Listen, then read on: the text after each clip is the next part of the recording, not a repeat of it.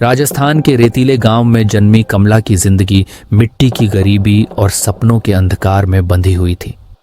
उसकी मां एक वैद्य थी, लेकिन उचित इलाज के अभाव में उनका निधन हो गया।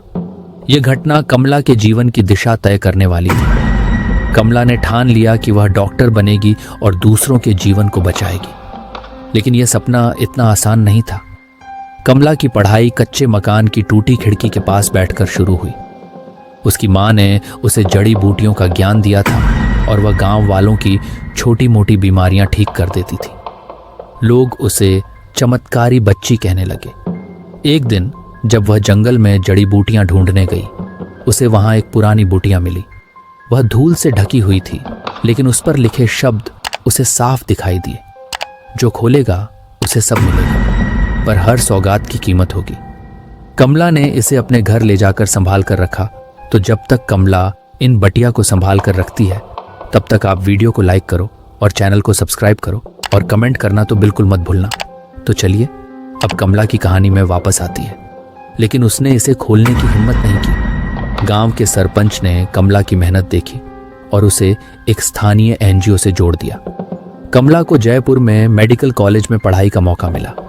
उसके संघर्ष और मेहनत ने उसे डॉक्टर बना दिया। लेकिन जैसे जैसे उसकी जिंदगी बेहतर होती गई, बुटिया की छाया भी गहरी होती गई। कॉलेज के अंतिम वर्ष में उसकी मुलाकात आर्यन से हुई। आर्यन एक पत्रकार था जो गरीब बच्चों की कहानियां लिखता था। दोनों का रिश्ता दोस्ती से प्यार में बदल गया। लेकिन आर्यन को कमला की जिंदगी के रहस्यों की भनक लगने लगी। एक रात कमला ने पहली बार बुटिया खोली। अचानक एक नीली रोशनी कमरे में फैल गई। अगले दिन उसके मरीज ने उसे चमत्कारी इलाज के लिए धन्यवाद दिया। लेकिन उसी रात अस्पताल का एक अन्य डॉक्टर गंभीर दुर्घटना का शिकार हो गया। कमला समझ गई कि बुटिया की शक्तियां सिर्फ देने वाली नहीं, छीनने वाली भी हैं। उसने बुटिया को वापस छिपा दिया, लेकिन रहस्यमयी घटनाएं खत्म नहीं हुई।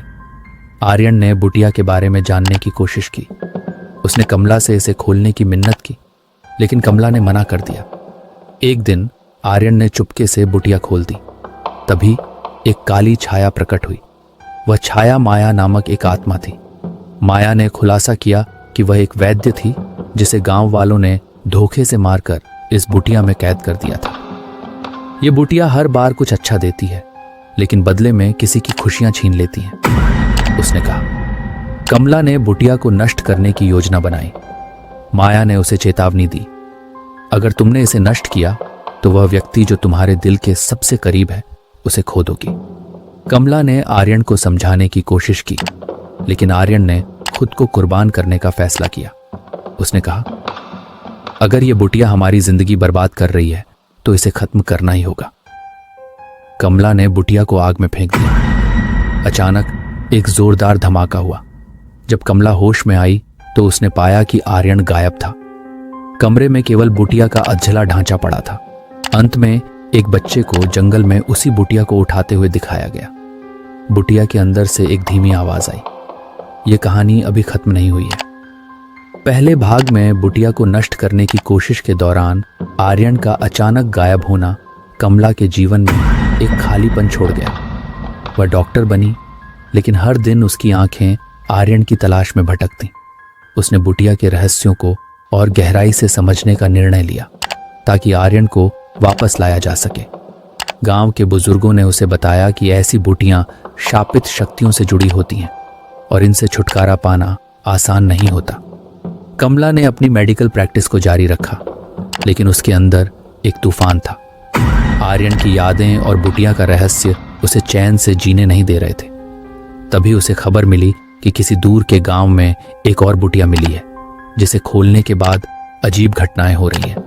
वह उस गांव में गई और पाया कि वही काली छाया माया अब वहां के लोगों को परेशान कर रही थी। माया ने कमला को चेतावनी दी, तुमने मुझे नष्ट करने की कोशिश की, लेकिन मेरी शक्ति अब और बढ़ गई है। आर्यन अभी भी मेरे पास है। अगर उसे वापस चाहती हो तो तुम्हें वह करना होगा जो मैं चाहती हूं। माया ने कमला को एक प्रस्ताव दिया।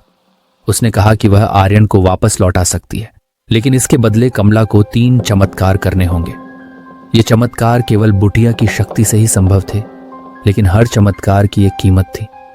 कमला ने एक गांव में एक गंभीर रूप से बीमार बच्चे को ठीक करने के लिए बुटिया का इस्तेमाल किया। बच्चा ठीक हो गया, लेकिन उसी रात उस बच्चे की मां का अचानक देहांत हो गया। यह देखकर कमला का दिल दहल गया। माया ने उसे याद दिलाया, हर चमत्कार की कीमत होती है। दूसरे चमत्कार के तहत कमला ने एक सूखे से प्रभावित गांव में बुटिया का इस्तेमाल करके पानी की व्यवस्था की। लेकिन इस बार गांव में अचानक बाढ़ आ गई, जिसने कई घर बर्बाद कर दिए। कमला को समझ में आने लगा कि बुटिया की शक्ति जितनी मदद करती है उतनी ही बर्बादी भी लाती है। माया ने कहा कि अंतिम चमत्कार आर्यन को वापस लाने के लिए होगा, लेकिन इसके लिए कमला को अपनी सबसे कीमती चीज छोड़नी होगी। कमला ने सोचा कि उसकी सबसे कीमती चीज उसकी जान है। उसने खुद को कुर्बान करने की तैयारी की। कमला ने बुटिया के सामने बैठकर अपनी कुर्बानी देने की घोषणा की। लेकिन तभी एक अजीब घटना हुई। आर्यन अचानक प्रकट हुआ, लेकिन उसकी आंखों में कोई पहचान नहीं थी। वह माया के नियंत्रण में था। माया ने कहा, मैंने तुमसे कहा था कि सबकी कीमत होती है। आर्यन को वापस पाने के लिए तुम्हें अपनी आत्मा देनी होगी। कमला ने आर्यन को बचाने के लिए अपनी आत्मा देने का फैसला किया। तभी बुटिया में से एक उज्जवल प्रकाश निकला और माया चीखते हुए गायब हो गई। आर्यन बेहोश होकर गिर पड़ा। कहानी वहीं खत्म होती है जहां आर्यन होश में आता है और कहता है, कमला, यह सब खत्म नहीं हुआ, माया अभी भी जिंदा है। कमला का चेहरा दिखाया जाता है, लेकिन उसकी आंखें अब इंसानी नहीं बल्कि माया जैसी काली हैं। कमला ने आर्यन को बचाने के लिए बुटिया का अंतिम इस्तेमाल किया, लेकिन इस प्रक्रिया में माया की आत्मा ने कमला पर कब्जा कर लिया। आर्यन भले ही वापस आ गया था, लेकिन कमला अब वैसी नहीं रही। उसकी आंखों की काली गहराई और बर्ताव में अजीब बदलाव ने कहानी को और रहस्यमयी बना दिया। आर्यन, जो माया के जाल से बच निकला था, अब कमला के बदले हुए रूप से चिंतित था। वह समझ नहीं पा रहा था कि कमला अब कौन थी, एक डॉक्टर, एक प्रेमिका या माया का अवतार। कमला, हालांकि अपनी बदली हुई ताकत का एहसास कर चुकी थी, उसे अब बुटिया की असली शक्ति का ज्ञान हो गया था। यह सिर्फ एक श्रापित वस्तु नहीं थी, बल्कि उसमें ब्रह्मांडीय ऊर्जा थी जो सही हाथों में होते हुए दुनिया को बदल सकती थी। लेकिन कमला का अंदरूनी संघर्ष अभी भी जारी था। क्या वह अपने प्यार को बचा पाएगी या माया उसे पूरी तरह अपने वश में कर लेगी? आर्यन ने कमला को वापस पाने के लिए बुटिया और माया के इतिहास को खंगालने की ठानी। उसने प्राचीन ग्रंथों, मंदिरों और साधुओं से संपर्क किया। उसे पता चला कि माया सिर्फ एक आत्मा नहीं थी, बल्कि एक वैद्य थी जिसने अपनी शक्तियों के दुरुपयोग के कारण देवताओं के कोप का सामना किया था। आर्यन को यह भी पता चला कि माया को पूरी तरह नष्ट करने के लिए बुटिया को सूर्य ग्रहण की रात में एक खास स्थान पर ले जाना होगा। लेकिन इस प्रक्रिया में जिसे बुटिया इस्तेमाल कर रहा है, उसे अपनी आत्मा की बलि देनी पड़ेगी। कमला अब एक शक्तिशाली व्यक्तित्व बन चुकी थी। वह उन लोगों की मदद करने लगी जिन्हें कभी कोई सहारा नहीं मिला, लेकिन हर अच्छे काम के साथ बुरी घटनाएं भी बढ़ने लगी। वह जानती थी कि माया उसकी आत्मा के अंदर धीरे धीरे मजबूत हो रही है। माया उसे सपने में दिखती और कहती, तुम और मैं अब एक हैं, तुम मुझसे अलग नहीं हो सकती। आर्यन ने कमला को समझाया कि बुटिया और माया को हमेशा के लिए खत्म करने का यही मौका है। कमला ने आर्यन की बात मानी, लेकिन उसके अंदर माया की आत्मा ने विरोध करना शुरू कर दिया। सूर्य ग्रहण की रात दोनों एक सुनसान मंदिर में पहुंचे, जहां प्राचीन शास्त्रों के अनुसार बुटिया को नष्ट करना था। जैसे ही कमला ने बुटिया को वेदी पर रखा, माया प्रकट हुई। माया ने कहा, तुम मुझे नष्ट नहीं कर सकती, मैं तुम्हारे अस्तित्व का हिस्सा बन चुकी हूं। अगर तुम मुझे खत्म करोगी तो खुद भी मिट जाओगी। कमला दुविधा में थी। आर्यन ने कमला का हाथ पकड़कर कहा, कमला, तुम्हारे बलिदान से ही सब ठीक हो सकता है। मैं तुम्हें खोना नहीं चाहता, लेकिन दुनिया को बचाने के लिए तुम्हें यह करना होगा। कमला ने बुटिया को नष्ट करने का निर्णय लिया। जैसे ही उसने मंत्र पढ़े, माया ने चिल्लाते हुए कहा, अगर मैं जाऊंगी तो तुम्हें अपने साथ ले जाऊंगी। कमला और माया के बीच एक अंतिम संघर्ष हुआ। अंत में एक तेज रोशनी हुई और मंदिर में सब कुछ शांत हो गया। जब आर्यन ने अपनी आंखें खोलीं तो उसने देखा कि कमला गायब थी। बुटिया के टुकड़े बिखरे पड़े थे, लेकिन तभी हवा में कमला की आवाज गूंजी, आर्यन, मैंने तुम्हें बचा लिया, लेकिन यह अंत नहीं है। कमला ने माया और बुटिया को हमेशा के लिए नष्ट करने की ठान ली थी, लेकिन इस प्रक्रिया में उसे अपनी आत्मा का बलिदान करना पड़ा।